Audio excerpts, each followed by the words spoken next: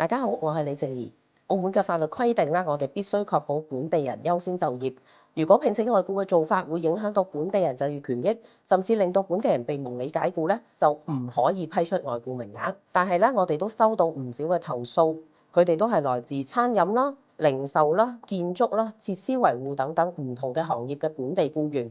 佢哋反映只能夠咧做兼職，開工不足。但係同一間公司入邊咧，外僱就反而可以穩定長工。呢種情況咧，明顯就違反咗頭先所講嘅法律原則。政府係唔可以唔理，亦都必須主動跟查。例如咧，早前有酒店嘅高級餐廳都出咗一份招聘廣告，佢哋列明啦，兼職嘅人工咧比全職高㗎，似乎就想吸引本地人去做兼職，但係又冇列明啦，每個星期可以開幾多日工喎，搞到本地人就毫無保障。亦都有市民質疑佢係咪想用本地兼職去砌人頭，實際係假請人，而係即係本地人嘅資料去申請外僱咧。更加嚴重嘅係咧，都有個案投訴就係明明合約寫明本地人每星期可以開工40幾個鐘嘅，但係實際上公司就唔排更，安排佢成日放假，搞到呢個時薪計數嘅本地人咧收入大縮水，又係變成啦外僱做全職，本地人做散工啦。對於呢啲涉嫌剝削本地人權利嘅情況，我認為政府係必須主動出手監察嘅。佢哋睇緊外僱申請嘅時候，唔可以淨係睇佢有冇請本地人，